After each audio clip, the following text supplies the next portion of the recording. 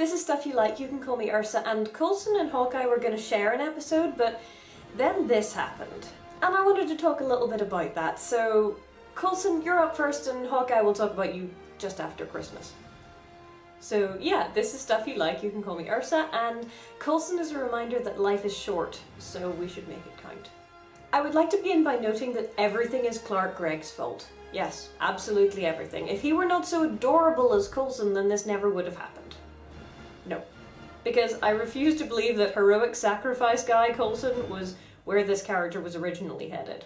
I mean, look at his costuming, and yes, I have been reading Hello Taylor, can you tell?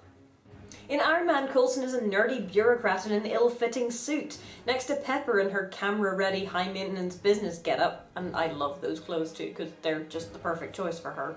He looks awkward.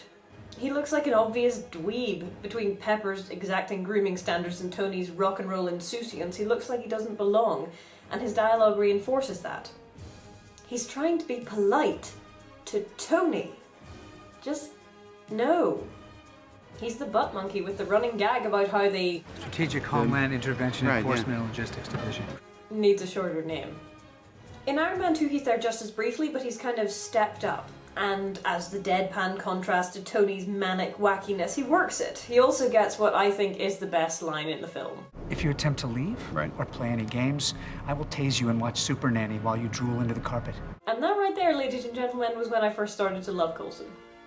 Also, he gets a better suit. In Thor he appears again very briefly, but we get just enough to love him even more because he's awesome. And like I said last time, he decides to give Thor and Selvig just enough rope to hang themselves. Sir?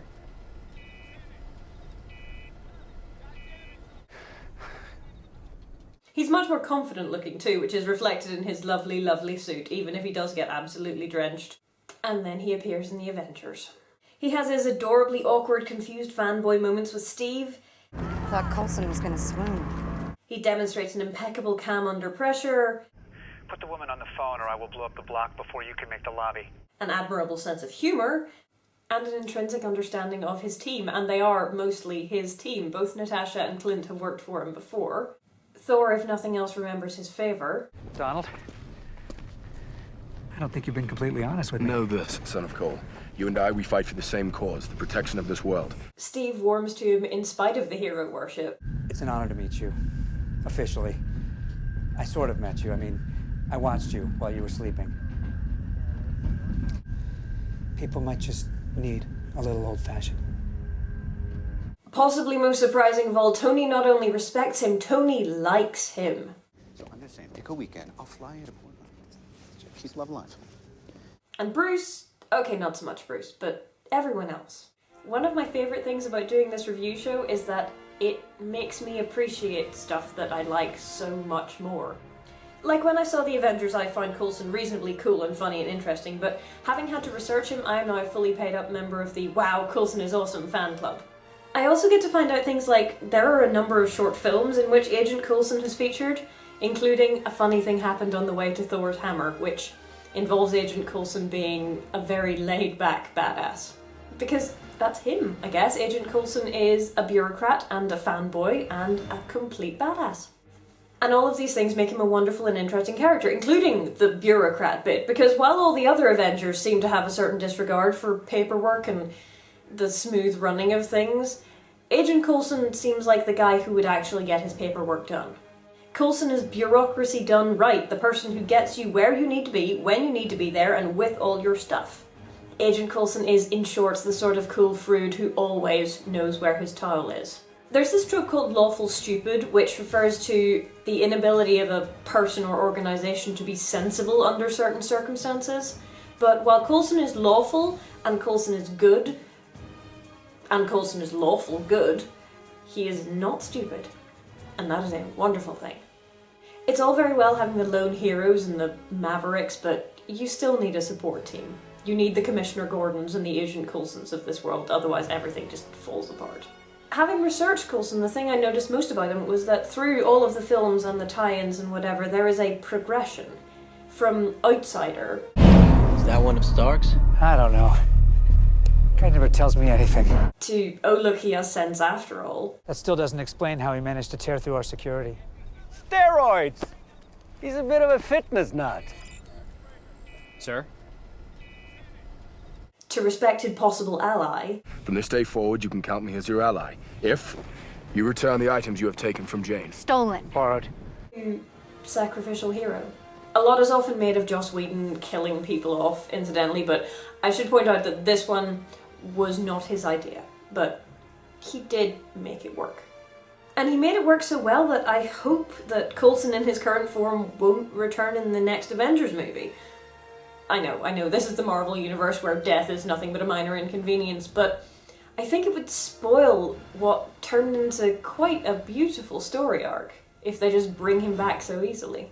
His death is the catalyst for the formation of the Avengers. His death completes the arc. His death is a push, and one that's given willingly. It's okay, boss. This was never gonna work. They didn't have something to... He is our sacrificial lamb. His death is important. Coulson is a fanboy in the Avengers, an audience insert, and safety. Safety that is ripped away by the violence of his death. Nobody is safe, Coulson's death tells us. Anyone can die. He's not an atoner, he's not a death seeker. There is no reason for him to sacrifice himself for the sake of paying for his sins. He's just an ordinary man, no worse than anybody else, who has decided that there are some things that are worth dying for. And that makes it even more powerful when Fury says, Agent Coulson is down. David Weber is a writer of military sci-fi, among other things, and was once heard to remark that military science fiction where only the bad guys die isn't actually military sci-fi at all, it's military porn. War costs. And Coulson reminds us of that. He is the visible representation of every death that we haven't seen. And he also represents us, as we are, or at least as we wish to be. Smooth, badass heroes, intelligent and flexible human beings, and wearers of impeccably cut suits. And he represents the truth that life is short and that you never know your day. So if you're saddened by Coulson's death, which I know I am because, he's brilliant, then take heart, because he will be appearing, apparently, in the new Avengers cartoon, which is pretty good. And no fan writer wants to admit that Coulson is dead, so he appears in pretty much all Avengers fanfic. Often in compromising situations with Clint Barton, if that's your thing. And since Clint Barton is next week's subject/victim, I think we will leave it there. Merry Christmas and all other seasonally appropriate holidays to you, and I will see you next time. Mark? Phil, come in. Phil? I can't stay. His first name is Agent. And there's one other person you pissed off. His name was Phil.